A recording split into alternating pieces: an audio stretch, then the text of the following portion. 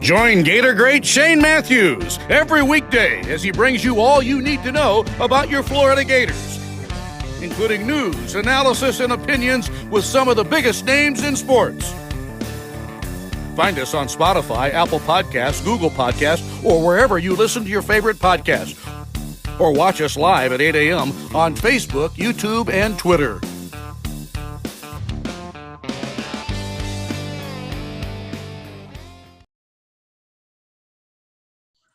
Good morning. You're looking live at PodUp with Matthews in the morning from the Crime Prevention Security System Studios. Large enough to serve you, small enough to carry. It's Monday. That means you got JC. He'll be on the Titan MR hotline in just a second. Then we'll be joined in the second portion of today's program by Seth Harp. Let's go straight to the Titan MR hotline. Well, if you missed it, there's a lot of stuff going on in sports right now. We'll break it down with JC because he likes to chime in a lot. Good morning, JC. How are you? Yeah, man. Good weekend. A very good weekend. You know something, QB? I didn't think I'd be saying this on Monday morning, but I can't help myself. I actually watched some of the NBA playoff games that started. You watched the association? I'm going to tell you, man, those guys were shooting. There were a lot of points being scored. The arenas were crazy. It was exciting. I couldn't actually believe how good the Golden State-Sacramento game was with all the balls going in the basket. And then last night we had L.A. Clippers beating Phoenix. And I don't really care about these teams, but I do like watching some good stuff. And those were just two examples of what I thought were some really good games. Tonight we start the NHL playoffs, and we also enjoy the afterglow of another series win by my Florida Gator baseball team, who has now. You said they were going to sweep, though. I did, and that was wrong, but they've won 13 straight series dating back to 2022 or last year. 13 straight series, QB. That's a dominating situation. And really, Georgia, you have to give tip the cap to Georgia. They brought some good pitching the first two games, largely shut down Florida, but Florida's pitching kept them in the game in game two. And then the depth for Georgia ran out. Florida just blew them out with the offense. Jack Caglione, who I call Big JC. Big JC yesterday was unstoppable. Big JC had basically, 2 home runs and pitched yesterday. It was a dominating performance for Caglione. He's the most diverse player in baseball. And I tell you, man, 2 for 4, launched 2 home runs. One was a grand slam, JC. Yeah, 7 runs batted in, and he got the win as the pitcher. So we don't see talent like this. The best part about that, I don't know if you saw the clips on Twitter, but I can't remember which one of our pitchers. I don't know if our starting pitcher struck out a Georgia guy, kind of flexed as he was walking off the mound. The umpire threw him out of the game for that. Now he may have said something else, but I don't know. That's then when Big Jack hit his grand slam, when Jack hit his grand slam, he showed no emotion. He didn't high five anybody. Because, when you hit a home run in college, the whole team comes out to home plate, near home plate. He didn't high five anybody. He just walked with his arms down to his side. It was great, mocking the umpire, obviously. Umpire being an ass. But listen, Florida, is the 3rd-ranked team in the country, and Georgia showed that with a little off-speed pitch, you might confuse some of the Gator batters. So that's something I'm thinking that Kevin O'Sullivan's going to work on. Georgia got Florida to swing at some really bad pitches in that second game for sure, maybe even the first game. I didn't watch that, but I did watch the second. But Florida will adjust to that, and I think that's what they're going to see the other teams do to them. They're going to throw pitchers up there that throw a lot of off-speed stuff. And, Florida will have to adjust to that. But the depth at Florida is very good. And that's what I think is going to save Florida. Plus the pitching. The pitching kept Florida in that game in game 2. Yep. And softball across the street won 2 out of 3 against a highly ranked Georgia team. It was the highest series attendance in program history with over 7,200 folks there. And Dan says on Facebook Live, brought to you by Meldon Law, Florida could have the National Player of the Year in both baseball and softball with Jack and Skylar Wallace, who's having a phenomenal year for the Lady Gator softball team. So they continue, obviously they had a little lull there in the season, but maybe winning this series over Georgia, who was ranked in the top 10, will get them going. Some other news with Gators, obviously gymnastics comes up a few decimal points. I'm not smart enough to figure it out. when it comes to that scoring and gymnastics, it's just you got to have a degree from Harvard or somewhere, I guess. I don't know, but Trinity Thomas ends her career. It was outstanding. They scored their highest, if I remember correct, if I read this, because I was reading and texting with Scott Carter, their highest score of the year and the highest score they've ever had at a national championship meet, and still lost to the Sooners. So, right. Tremendous year for them. And I'd be dang if Oklahoma, if some of their girls would have just got food poisoning or something, heck, we may have won it. Well, Oklahoma, is very they're significant in these spring sports. We have seen that now with softball and obviously gymnastics. And joining the SEC is just going to make it even more one-sided in terms of the conference layout in some of these spring sports. Texas is also very competitive in spring sports. So that's going to really help the league. Not that the league really needs a whole lot of help. The league dominates in spring sports. It's that simple. But with these two coming over now, it's going to become so one-sided in terms of we're basically going to be playing each other now in this league for national titles in spring sports, if you ask me. Gymnastics, you have a perfect score, a 10, right? You have Thomas. How you don't win with perfect scores and high scores or highest ever scores makes me almost think conspiracies, but I can't because I didn't watch it. And Oklahoma probably was just as impressive. But man, that's hard to swallow a national title a few decimal points away. It's just hard to swallow. Yeah. Got a couple of Facebook Lives about the Orlando Guardians. Rick says, trailing 25-23 with 3:55 remaining. Why did you go for 2 points instead of to tie it rather than 3 points? Well, from a 3-point standpoint, there's only been, I think, 2 3-point attempts, or maybe only one in the entire league all year that have worked. That's been successful. And we had it wide open. There was a miscommunication between our quarterback. Their signals between the fade and the slant, it was wide open. It's a shame, but we had to play. We played a bunch of people that we shouldn't have been playing in that game, but we do as we say. We do as what they tell us to do. The head coach tells you to do. That's what I meant to say. Dan says the highest score in the last 2 events, vault and bars, floor scoring was top high for OU. That's where the title was lost. Okay. All right. Well, there you go. I know Dan was there. So at Chris Doring Mortgage, they do mortgage lending right, helping home buyers throughout Gainesville and North Central Florida. Call Chris Doring Mortgage today at 352-244-0840. JC, sticking with college athletics for a minute. Obviously, it was super. I don't know if you saw any highlights from Super Bulldog weekend. Ole Miss and State had a series. I saw this, and it blew me away. Mississippi State won the series, but do you know that they've won? Ole Miss has not won a baseball series against the Dogs since 2015. I did not know that, but think about that. That's amazing. Wow. And they won a national title during that span, but Ole Miss has not won a series against Mississippi State since 2015. Oh, how about that? Well, they had what I did gather for that. I had 16,000 fans at the ballpark this weekend up there. And Florida had over 6 down here, and the park was packed. The atmosphere must have been great.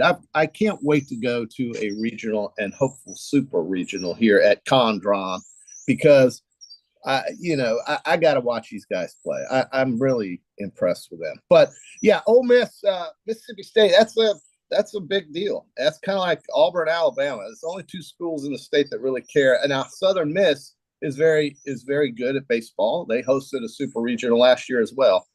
But it seems like they don't get nearly the attention that maybe they should get in Mississippi. But Mississippi State and Ole Miss, that's a big deal.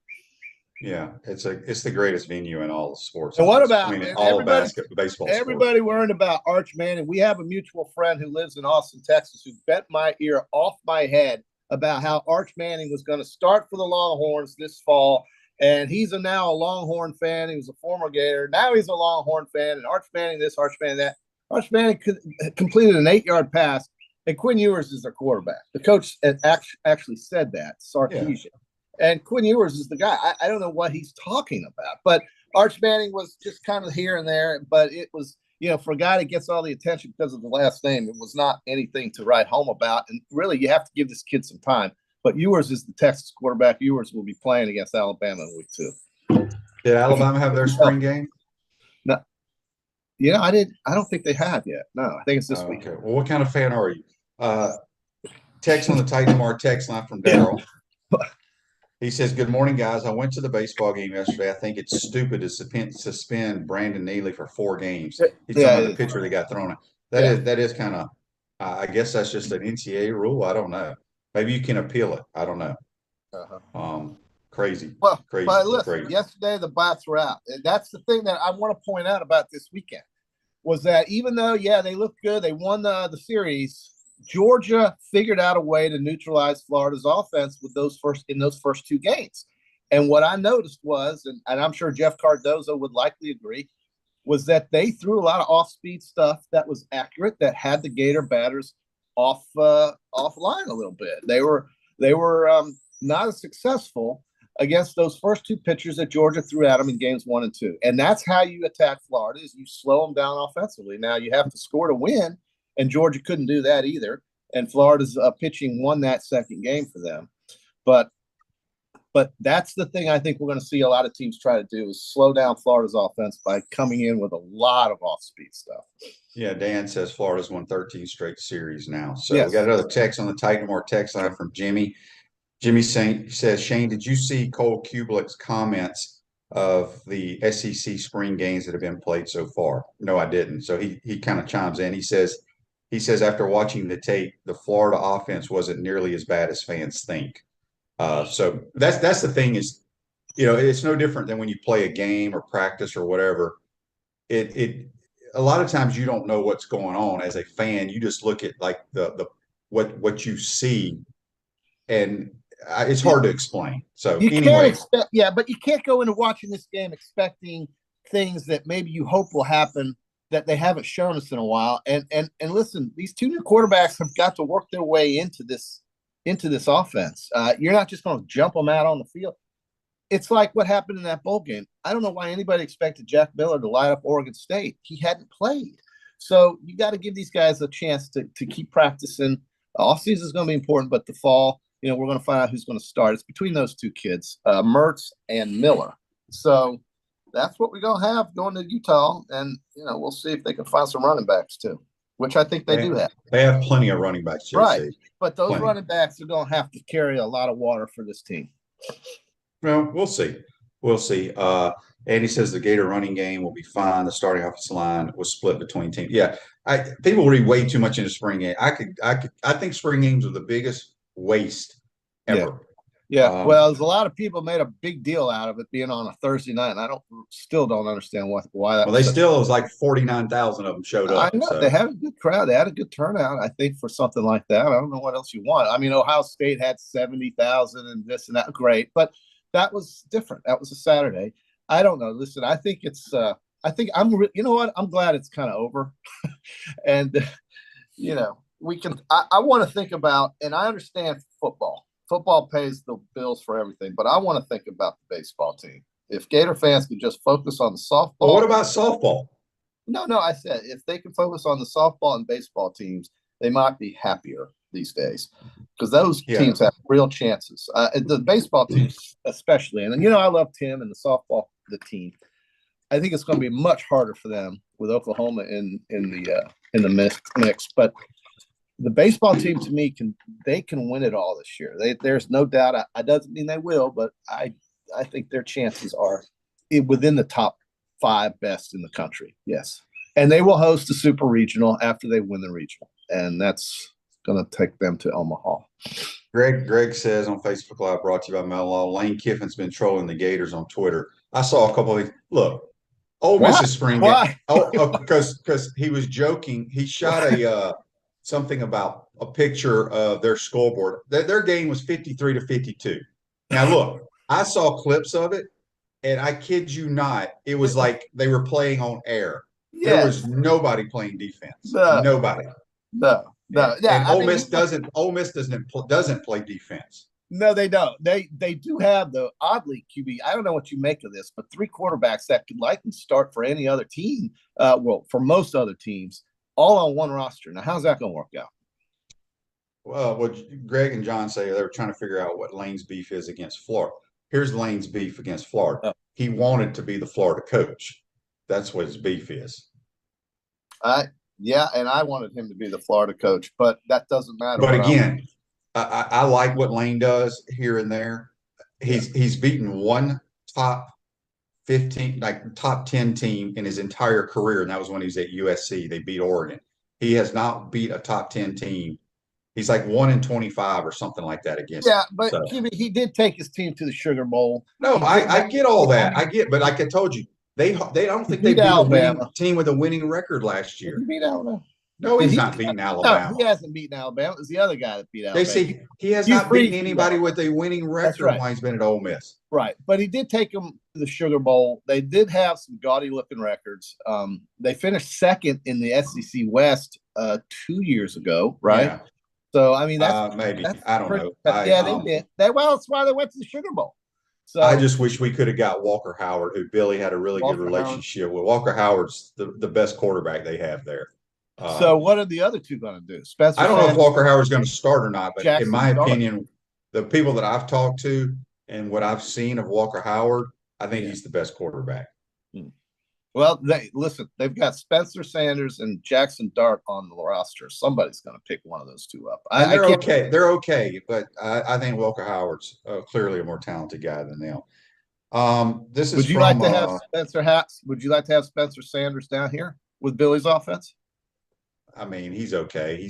I don't think he's any better than Graham Mertz now. Oh, yes, you do. Yes, no, I don't.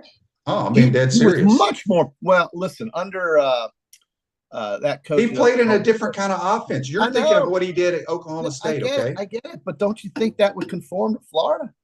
Run the football, throw the football. All right, this is from a text. I don't know who it's from. They said that the boys over at Gators Online, whoever they are, said there were only maybe 25,000 people at our spring game. Not sure it was counting the people coming in to get. Look, I saw pictures of it. There was at least 40,000 people there. Well, that's what the online thing said, 40,000, but I guess who knows, really, right? John says he says Walker Howard looked like the best quarterback to him too in the two-hand touch game. It was literally two-hand touch. It was the damnest thing I ever seen. So, JC, did you watch any of the RBC golf tournament this weekend? Yeah, I did. And, Spieth had two chances to win that tournament and missed both putts on the rim of the cup. But it's a cool story for Matthew Fitzpatrick, whose family had brought him to that area at Hilton Head since he was 6 years old. And I think he's 28 right now. So for 22 years, that family had come from England to Hilton Head, South Carolina for that tournament straight. And now he ends up winning it. But Jordan Spieth did all he could to let him win it by missing two putts that Jordan Spieth usually would make. And especially on the second playoff hole, number 17, the par 3, Fitzpatrick missed it by, this much. And Jordan Spieth just didn't make the putt. He had it. But anyway, I watched. He was pretty good. Good turnout. Good players there. Scheffler was there. And you certainly wouldn't expect John Rahm to play after the Masters. But in a few short weeks, I think 2 or 3, QB, the PGA is going to be happening in May, followed by the U.S. Open in June. So we've got 2 major golf tournaments coming in May and then in June. It used to be the U.S. Open in June, and the PGA wasn't until August. But they moved it up a little bit, and the PGA will be played, I think, in New York. Or no, is that where the U.S. Open will play? Either way, I think that's kind of cool that in just a few short weeks, we're going right back to another major. Yeah. Well, what was I getting ready to say? Oh, what surprised me about the golf event was I don't remember all those big name boys playing in this tournament. That's right. It was unbelievable. That's right. Yeah. They were all there. They showed up. They sure did. And that course is very challenging. It's very tight. It's like Colonial in Fort Worth. And they shot 17 under, JC. So I don't know how damn challenging it is. Well, it wasn't this weekend. You're right. It wasn't that challenging. But typically, it's tight. I hear it. It's not as easy as the scores might indicate. Anyway, but it did have a good turnout of players. Yeah, I was surprised. Andy says or asks on Facebook Live, brought to you by Mullen. Georgia's Brock Vandergriff might be available after the spring. Would be interested in him. Yeah, Georgia's got 3 5-stars or 4 5-stars. Somebody's going to transfer. I do know that if you listen to Billy's press conference after the spring game, somebody asked him about quarterback. He said they had already they planned to in this portal session, which started last Saturday, I guess, when it opened up. They are going to sign another quarterback. So it could be a Georgia guy. Could be an Ole Miss guy. Who knows who it could be? Could be an Ole Miss guy. It could be that guy I just talked to you about. Well, I would prefer it be Walker Howard. Well, it's not going to be Walker. It's going to be Jackson Dart or the other guy, because they're not going to sit 2 of those guys during the season. One of them's going to leave. I really well, they may sit Walker Howard, and I don't know. He can't redshirt. He could probably nowadays you can figure out a way to get an extra year. It's crazy. We got a text here before we get out of here, JC. This is from John on the Titan Tomorrow text line. He says, I got a question for JC. With the NHL playoffs starting, would he take Boston or the field? Yeah, you can't take Boston against the field, but Boston is the favorite, I think, based on the season. The field is too hard. I think the Eastern Conference is better than the West. It'll be a tougher road for Boston to get to the Stanley Cup Finals than it would be for one of those teams out West. But Colorado and Edmonton are out West, and they're as talented as any team in the NHL playoffs. So the real exciting series, though, folks, to watch will be Tampa Bay and Toronto, which starts on Tuesday night. If you want to see guys flailing at each other, now they may keep the physicality down a little bit because they don't want to take penalties, because penalties are death if you take penalties in the Stanley Cup playoffs. But these teams hate each other, and Toronto hasn't advanced from a first-round series in something like 15 years. So I know this stimulates you, QB, and you're excited about the NHL playoffs, but it is really good. And I'm just stunned at how interested I am in the NBA playoffs, watching that with the way these guys are scoring points, dude. They are filling up these shots. It's like, JC, they're the best players in the world. They're going to make shots. Great, whatever. Their overs are way up there. Like, we're scoring 220, 230 points. And I don't remember. They've been doing that all year long. They've been scoring like 250. Yeah. All right, before we get out of here, a lot of people on Facebook Live and text messages here on the Titan Tomorrow text line talking about the quarterback Billy was referring to is the one already committed to us, who's probably reclassifying and enrolling earlier. I think his name's Austin Simmons, but I don't know why anybody want to enroll early. Go enjoy your high school. Play every sport you can, people. Those are grown-ups talking, bro. I don't think the kids know one damn thing. The kids well, I'm sure he's had something. Maybe he's just ready to get the hell out of high school. Who knows? JC, have a good day. All right. And we will talk to you on Wednesday. Okay. See you then. That's JC. Join us on the Titan Tomorrow hotline. Celebration points where the Gators go to celebrate with premium brands like Nike, International Diamond Center, Dave & Buster's Bass Pro Shop, Regal Cinemas, Prime and Pearl, and the HBC's restaurant, Spurrier's Gridiron Grill. We'll see you at Celebration Point where the Gators go to celebrate. We're going to turn it over to Seth Harp after the break. You're watching PodUp with Matthews in the morning from the Crime Prevention Security System Studios. We'll be right back.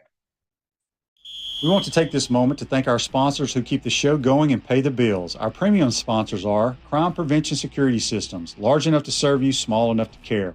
Titan MRI, Gainesville's only locally owned and operated MRI facility. Meldon Law, the only official injury and accident law attorneys of the Florida Gators. Peaceland Dental, Gator Nation's first choice for dentistry in Port Charlotte. Comfort Temp, comfort is our business, peace of mind is our promise. Campus USA Credit Union. QC Kinetics, live pain-free with QC Kinetics. Dave & Buster's, eat, drink, play, and watch. Our gridiron sponsors are Auto ER, UF Bookstores, Celebration Point Town Center, Chris Doring Mortgage, Silverback Concrete Co., Ruse Ogre State Farm Insurance, Doreen Wibby, Realtor Caldwell Banker, MM Parish. Our touchdown sponsors are Adams Ribs, Gator Dominoes, Celebrate Primary Care, Gator Bait Media, Okido America, Style Cuts, Ironwood Golf Course, Big Mills Cheesesteak, McDonald's of Gainesville, 84 Lumber, Tropical Smoothie Cafe, Aver and Smith, Dowling Signs, Baker's Sporting Goods, Silver Cube Billiards and Sports Bar. If you're interested in promoting your business on the show, call Freddie at 352-284-3733. If you like what we're doing here, make sure to follow us and support the businesses that support us. Hey dads and kids, join head coach Billy Napier at the Gainesville All-Pro Dad Experience, Saturday, April 22nd at 9 a.m. at the University of Florida Sanders Practice Facility and Fields. Learn fatherhood tips and participate in activities with your kids while rotating through stations on the field. It's only $25 per family, so register today at allprodad.com/events. The Gainesville All-Pro Dad Experience is brought to you by the Florida Department of Education, Dairy Council of Florida, and Tyson. Hi there, this is Coach Steve Spurrier, and I want to let you know that by popular demand, Spurrier's Gridiron Grill's delicious brunch is now served in a premium buffet. You have spoken, we have listened, and we're now serving Gainesville's only elevated buffet, complete with an omelet station, ginger sage chicken sausage, shredded short rib, and of course our chicken and waffles. Plus, you can enjoy bottomless mimosas and Bloody Marys. So join us every Saturday and Sunday from 11 to 3 for the best brunch in town. Well, happy Monday morning to you. Harp on Sports. Seth Harp with you here as we look back on the weekend that was and start to look ahead to the weekend that is. Of course, I join you in the second half of the program, courtesy of the Titan MRI Hotline. If you have any questions, comments, fire away via Meldon Law, the only official law firm partner of the Florida Gators. What do we have in store for you on this edition of PodUp with Matthews in the morning? I'm a little starstruck after this weekend, and why people that say you win because you play as a team. It's nice. It's a nice thing to say. It's not true. You win because of stars. This weekend in Gator Sports proved it. I heard Shane and JC talk a little bit about Lane Kiffin trolling. Lane Kiffin's recruiting. He's not trolling. He's recruiting. And he's recruiting against Florida. And you know what? He's winning. So we're going to look at that as well. And also, somebody that just doesn't get the limelight, the respect. Respect's a strong word. Somebody that doesn't get the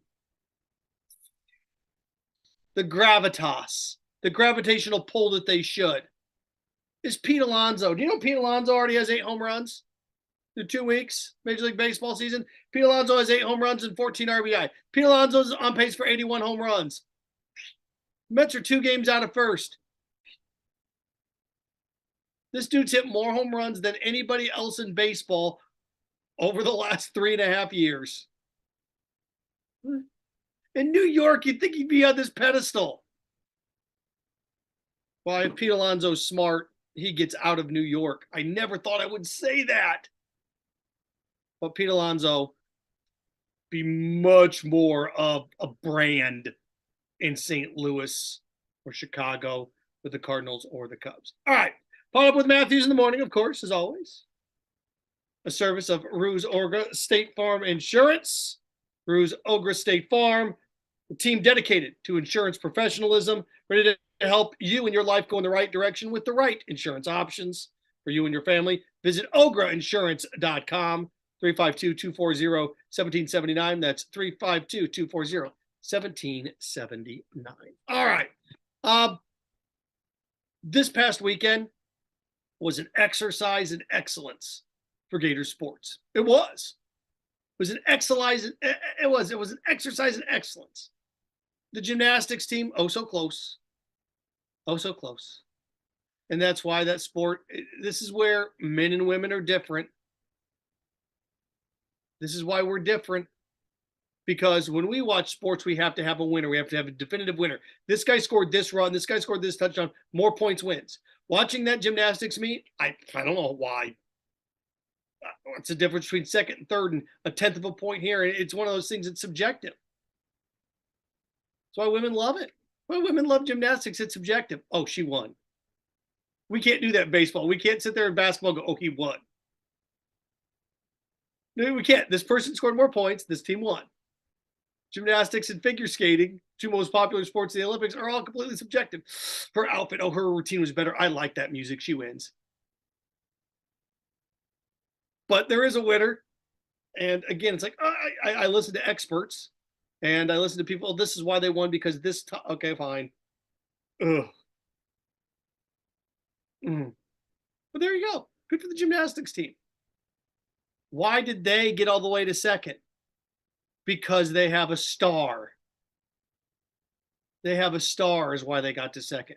They had somebody that put that team on their back and carried them to second. Softball, Skylar Wallace. I'm looking at the numbers. Oh my gosh, what she put together this weekend. So much so that they started to walk her like you walk Barry Bonds. Everybody loves to say, well, we won because we played as a team. The 07-08 Gators basketball, they won because they played as a team. No, they won because they had the 5 best players in the country playing together. They didn't win because they played as a team. They won because their starting 5 was better than anybody else's starting 5. The football team won because they played as a team. No, they won because they had Tim Tebow. They won because they had Brandon Spikes. They won because they had Percy Harvin. They won because they had Aaron Hernandez. They won because they had the Pouncey twins. They won because they had elite All-American talent. If you win because you play as a team, shouldn't TCU beat Georgia? Talent wins. It happens right in front of our face all the time. UConn won. Why? They're the best front court in the nation in college basketball. Stars. Doesn't happen. Now, look, you can have the best player. Doesn't mean you're going to win. But stars win. Skylar Wallace this weekend, 6 for 7. 3 home runs. 10 RBI. In the leadoff spot. Now, look, I can tell you what's going to happen with Skylar Wallace going forward. If I'm playing against her, start the game, see it first. See it first. So this is where these things get tricky. You've got a power hitting menace at the plate that sees and hits everything. So those hitters, right, usually sit at 3 and 4 in the lineup, right, because they want to drive in runs. Well, you know Skylar Wallace is not going to drive any run in, start the game if I'm walking her. Then the second go around, if you can get 7, 8, 9 out, Skylar Wallace, you're going to limit her damage. You're going to limit her damage. So when does Tim Walton start to move her back in the lineup? When do we see her predominantly in the 3 and predominantly in the 4 slot? If they do that, I know speed and all those variables are there, but she's just hitting too much of a clip right now to sit there and not have anybody on base for her. Now, in the first game of the weekend against Georgia, she had 7 RBI because 7, 8, 9 were getting on the whole night. But against good teams, that's not going to happen. It's not. Against your elite teams, that's not going to happen. Now, Georgia was a good team, but you saw what happened over the course of the weekend. They just started walking her. If you're hitting third and there's 2 people on base, it's a little bit tougher to walk. When there's nobody on base, I'm walking you all night long. I'm not going to let you beat me. Somebody else can beat me. When you have, let's face it, the Gator softball team took 2 or 3 from Georgia over the weekend because of Skylar Wallace. Elite talent finds a way to get it done. She's elite. The people that when they come to the plate, you expect them to do great things. And she's that. She's that right now. Now, player of the year nationally, gang, I mean, UCLA, Oklahoma, it's too tough to compete with some of these gals right now. And Florida sitting where they are in the conference, 8 and 7? It's going to be tough to be player of the year out of that. I know she's having a heck of a run here and what she's done, but player of the year, let's pump the brakes a little bit. Pump the brakes. We'll see what happens over the course of the next month.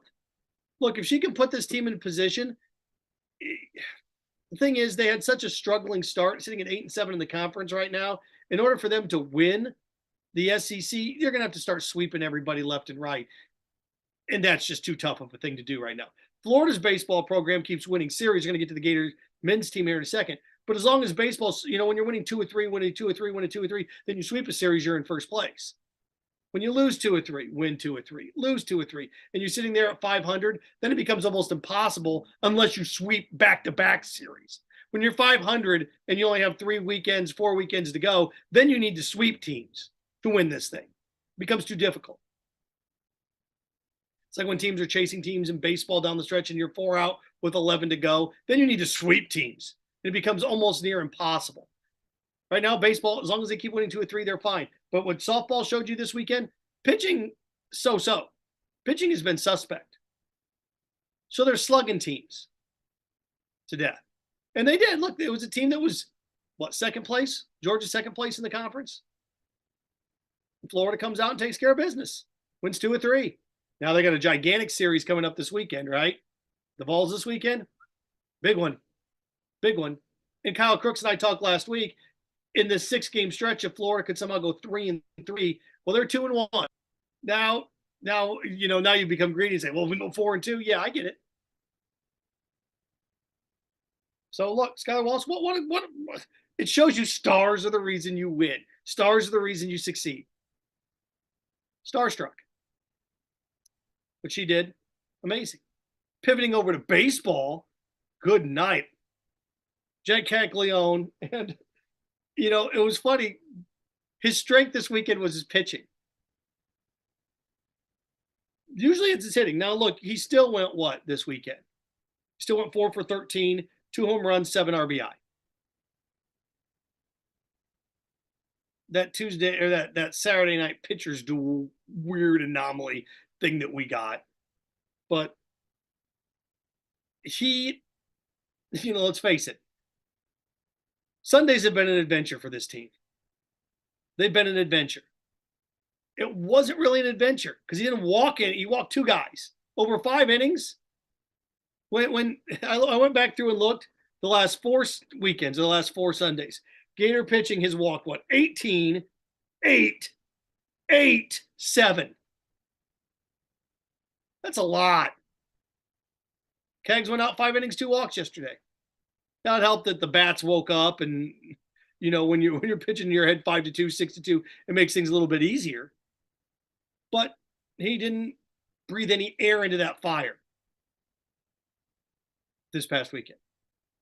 So, baseball keeps winning series. What are they now? 11-4? Sitting there 11-4 in the conference. I know not in first place. I know not in second place.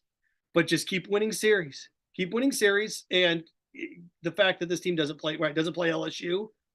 Who else don't they play? They don't play Vandy? Or no, they don't play South Carolina. Or excuse me, Arkansas. My bad. Don't play Arkansas. Don't play LSU. The fact that they don't play Arkansas and they don't play LSU, the teams that they're playing just keep winning series. This team wins every series. They're going to win the conference. They're going to win the conference regular season. They just are. So they do their part. But Cags, I mentioned the 5 innings, 2 earned, 2 walks. He did what he needed to do on Sunday. And offensively, he continues to rake. He and Skylar Wallace, stardom. This team had success this weekend. Why? Because those guys are legit. Both of them are legit. Both of them are come on, follow me type of people. Those are the type of athletes they are. The type, and you can't replicate that. You can't. So again, if anything you take away, both teams win their series. Baseball has now done something that I think is impressive. Baseball, 2 of the last 3 weekends. 2 of the last 3 now? 2 of the last 4? Baseball has won a series in which Brandon Sproat gets roughed up on night 1. Think about that. Roughed up's probably a little bit. Yeah. Brandon Sproat doesn't win. Was it the Alabama? No, they won the Alabama series. Brandon Sproat has lost the opening series game twice. And the Gators have come back. Was it Auburn? It was Auburn. My bad. Brandon Sproat has lost the opening game or pitched in the loss in game 1. And Florida's come back and won Saturday and Sunday. Tennessee last weekend was the exact opposite, right? You win Thursday, Friday, lose on Saturday, which was kind of those question marks of the one constant in all of this is winning game 2. Crazy, huh? The one constant, I think of what the 5 SEC series this year, Florida's only lost the second game once. It's pretty good, right? So either you're up 1 or you're down 1. Having that second, that stopper. Andy Pettit was always that for the Yankees. Or the Yankees, like, they lost game 1 5 times. And Andy Pettit in game 2's never lost in those, when the Yankees were down 0-1 the next game. Whenever the Yankees were down 0-1 over all those years, maybe even been more than 5. They've been like 7. The 7 times the Yankees in that little mini dynasty that they had were down 0-1. Andy Pettit in game 2's. He may not have gotten the 1, but the Yankees were 7-0 in those games. It's like, oh my God. The only time that they lost game 2 was the first one against the Braves, the World Series that they won. So I look at what baseball has done and how they've done it. And oh boy, just strength upon strength. And Caglione, it was hitting on Friday, pitching and hitting on Sunday. He was a complete package yesterday. In the rubber game of a series in which they needed, he was the complete package. He showed you why. This is the Golden Spikes Award. Why he, if he's not going to win it, he's on the podium of one of the best players in college baseball. Now, the difference between Caglione and Skylar Wallace is what? The difference is one of these teams is ranked in the top 5. The difference is one of these teams has a chance to win their conference. Florida doesn't really have any ugly losses. Florida softball's got some ugly losses in there. So again, what both of them are doing right now, stardom, stars. And I sit here and I continue to say this, and I would like, and I know there's NIL deals, I would like to see things at the ballpark for both of them. I talked about, Jack's pack down the right field line. University of Florida has no interest in making these events. They don't. Not at the ballpark. They don't. Everybody always talks about, we want the atmosphere like Mississippi State. We want the atmosphere like LSU. And then expect what? There's no atmosphere. You got to create an atmosphere. The Orioles had no atmosphere. Camden Yards, here we go. We're going to create one. So that, look, yeah, Caglione's putting on another miraculous, I hate that word. I shouldn't even use that. He's putting together another star-studded weekend, this time at the plate and on the mound. And what Skylar Wallace has done, you do the Sky Zone. There's all sorts of things you could do. But no, just watch the games. Oh, okay. But the atmosphere of these aren't what they are in other SEC schools because there's nothing that's pinpointed. Let's build around them. Marketing 101. Shame. All right. Seth Harp on Sports, in with you here on this Monday. PodUp with Matthews in the morning, courtesy of Comfort Temp. Comfort is their business. Peace of mind is the promise. Summer on the way. When was the last time your AC was tuned up? The time is now before the summer heat wave kicks in. Call Comfort Temp today. 352-376-2366. That's 352-376-2366. Okay, let's see here. Dan writing in, Falby's been cold this season. Maybe she needs to bunt and run it out. Yeah, anything to shake it up a little bit. Yeah, this happens. These things happen. And, when you get into funks, I've been in funks, it's you try to change things like, oh my, I'm struggling. How do I need to change? I need to do this. I need to do this. Some of the easiest things to do is just get on base. And you're right. Bunt for the hit, get on base. Okay. Develop, and then you watch that batting average go down and Dan writing in also. Tennessee has 3 great pitchers in softball, and that's the next series. We'll learn a lot. Yeah, you're right. There you go. And the way this team has struggled this year,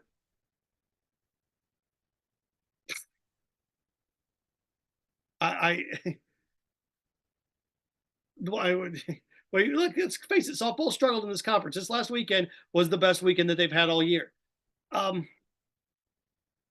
think if you can win one, but the Skylar Wallace factor. If this team wins multiple, let's do the math on this right now. Skylar Wallace again was 6 of 13 this past weekend. No, she was 6 of 9 because they walked her 4 times. So 6 of 9, they walked her 3 times on Sunday. They walked Skylar Wallace 3 times on Sunday alone. They're pitching around her. So if I'm Tennessee and, I've got confidence in what I can do, Skylar Wallace set the over-under walks at 5. Over-under walks for Skylar. Let's go a little bit higher, 5.5. Over-under walks for 5.5 for Skylar Wallace. We come back, Monday, write down over-under 5.5. Let's see what happens. What would you say? Over? They walk her over 5 times. They're going to look. The more you walk her, better chance you have of winning. It's crazy. Crazy. Vince, what Georgia quarterback is going to transfer? I heard the guys talking about it. We're not going to get any of them, so it doesn't matter. Right? Drop my phone. Look, isn't it funny when we're talking about 5-star quarterbacks at Georgia? They have such an embarrassment of riches. Georgia football, when it comes to quarterbacks, is like Leonardo DiCaprio when it comes to his supermodel girlfriends. Like, what Victoria's Secret supermodel am I going to go out with this month? That's where Georgia is with quarterbacks. Just beyond loaded. And here, the Gators are in their spring game, and it's 10-7. This is bad. Struggle. Oh, by the way, this does tie into Lane Kiffin. I talked about this a little bit last week with Edgar about how Lane's trolling Florida, and I'm okay with it. Look, it's kind of, it goes back to the Angel Reese type of stuff, right? Again, there's one thing. I know why he's doing it, and everybody says he's trolling them. He's jealous. Yeah, I know he wanted the job. Shane and I may have the same source on that one. No, we know he wanted the job. He wanted the job bad. Was flat out told, nope. I know that there are writers. And I don't want to get him in trouble because he knows where this is not Pat, all right? This is not Pat. I don't want to get Pat, in the crosshairs here. But I know there were writers when they were putting together after Mullen left, or Mullen was dismissed, like the top 5 candidates for Florida head football coach, that had Kiffin on there, and people in the athletic department were calling those writers saying, take them off the list. We're not going to hire. We're not, take them off. Don't even put them on there. Now, they'd done that to me. I said, sit on it. I'm not going to take them off the list. Then you may not hire them, but this is who you should hire, so you should consider. So Florida out of the get was absolutely no on Lane Kiffin. And I kind of get why. You had a guy that was very verbose, very outspoken in Mullen, and it backfired. But you also had a guy that was very quiet and very reserved in McElwain, and it didn't work. You had a guy that was very outspoken and verbose in Spurrier, and that was fine. So, the Kiffin, should they, shouldn't they? That's a back burner story. But what is interesting about Lane Kiffin is this. Lane Kiffin isn't trolling Florida as much as he's recruiting. He's recruiting is what he's doing. He's on Twitter saying what? Oh, look, 10-7. What's Lane Kiffin know? For quarterbacks, offense, quarterbacks. That's what Lane Kiffin's trying to do. Lane Kiffin's not going to try stud quarterback away from Bama. He knows that. He knows that,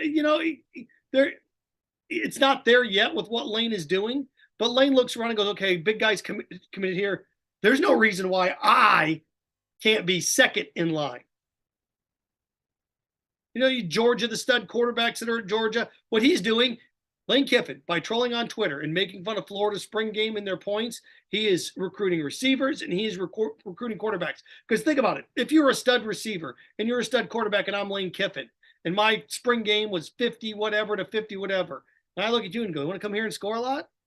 Oh, you could go to Florida and win 10-7. It's nice. Come here, score. Come here. Great. Look what we can do. Yeah, and I know it was Pro Bowl-esque in its setup. So what? So what? Well, they didn't play defense. So who cares? He's going – this is a vertical game. It's about offense. It's about offense. Vertical. It's been a vertical game for 15, 20 years. Now it's a vertical game with mobile quarterbacks. Offense has never been more important. So Kiffin's on Twitter just trolling the you-know-what out of Florida, and I get why he's doing it. Hey, man, come here. We'll score some points. You can go there if you want. If you're a star, 5-star receiver, 4-star receiver, and you're looking around going, boy, he scored 100 points. He scored 17. That's what he's doing. He's recruiting. Yeah. So there's a method to this. He's not just being a turd. Well, he's being a turd, but what he's doing, he's using Twitter to recruit. Oh my. Oh geez. Why'd you want to go there? He knows that there are recruits that are following him. He knows that he and Billy are going after some of the same guys. And there's a pocket of teams that share with everybody, but let's face it. Right now, Georgia and Alabama are up here. They're at the top when it comes to recruiting in this conference. Then you have that next tier. What's that next tier? The next tier is the LSUs of the world, the Tennessees of the world, the Floridas of the world, the Ole Misses. Right? You go 1, 2, boom, boom, at the top, Georgia, Alabama, then LSU. Then you have this little crop of a bunch of teams. Lane Kiffin's trying to get up there where it's Alabama, Georgia, then it's LSU and Ole Miss. That's what he wants to do.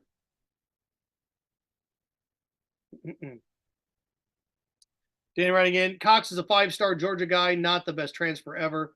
Why leave a 2-time national championship team unless you're not good enough to play? May not like the coach. There's a variety of reasons. Let's not forget Shaq and Kobe couldn't exist in LA after they won 3 straight titles. Sometimes it's not about not being good enough. It's about fit. It's about where you are. Sometimes things just don't work out right. Look, he had a good run here. Greg, if you transfer inside the SEC at this point, do you still have to sit out a year? I think we're getting there. I don't know if that rule's gone into effect yet. I know there's still hardship cases and things of that nature, but I don't know exactly. I know this upcoming season it's going to be that way.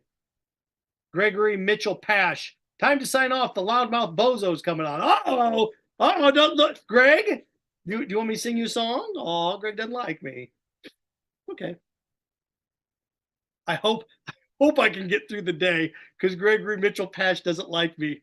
I hope you guys think what should I do? Should I quit? Should I cry? What should I do? Should I flex? LeBron, 1-0 series lead, by the way. PodUp with Matthews in the morning is a service of QC Kinetics. If you have joint pain in your knees, shoulders, hip, or back that won't go away, you need to check out QC Kinetics for long-lasting relief. No surgery, drugs, or downtime. Schedule your free consultation with QC Kinetics today. Locations in Ocala, now open in Gainesville as well. 352-400-4550. That's 352-400-4550. There you go. I know I hit on this a little bit earlier. I want to wrap with what Pete Alonso's done. Again, Pete Alonso, 8 home runs, 14 RBI. He's on pace for 81 home runs now. 81 home runs. If I'm Pete Alonso, it'll be interesting to see what the Mets do with Pete because arbitration, Pete Alonso's in a very similar position that Randy Arozarena is in. They're almost identical in Tampa with player control and their age. What, Pete's 27, 28, Arozarena's 28. So it becomes this thing where over the course of the next 2 years, now the Mets have one of the best power hitting first basemen in the minor leagues. I'm not saying Pete's going to be a Met. for the next foreseeable 3 years, just because of arbitration, the way they can control him. But I don't know. This just won back-to-back home run derbies. He's hit more home runs in baseball over the last 4 years. His average, nobody's averaged 44. I mean, what he's done is remarkable, and he just kind of gets lost. And I don't know why. I can't put this is one of these things I know what Aaron Judge did last year. It was kind of like Pete's big breakout year, another monster year after COVID. Here we go. And it just kind of got lost with the Aaron Judge in the shuffle. Maybe the Mets making the postseason. It can make a little bit of a difference. Pete Alonso, look, it may get lost in the shuffle, not get lost in the shuffle with me. What he's doing this year is amazing, and it just poof. I guess maybe if he goes out and hits 65 home runs, maybe that'll do it. No, what it'll do. But I think Pete Alonso in New York, I never thought I would say this, but on the Mets with Scherzer and everything that's going on, I think he gets lost in the conversation. That doesn't happen with the Jets and the Giants in football. It doesn't happen with the Knicks and the Nets in basketball. Hockey's its own thing. You got 3 teams basically in that area, right? With the Devils, marketing dream. Big Paul Bunyan dude hitting 40+ home runs a year just gets lost. I mean, he puts up Mike Trout numbers. Just shame. All right, here we go. PodUp with Matthews in the morning. JC, Shane Matthews. Thank them. First half of the show. Here we are as we wrap up this little shindig. It's going to be a busy week. Gator Sports. Make sure you listen to ESPN 98.1 FM, 850 AM, WRUF. I know we have 4 baseball games. We have 3, 4 softball games on the station this week as well. The Lightning begin Stanley Cup playoffs against the Leafs. So it's going to be a busy week on the station. So make sure you lock it in all week long to everything that we have going on. So there you go. All right. For Shane Matthews, JC, I'm Seth Harp. This has been PodUp with Matthews in the morning.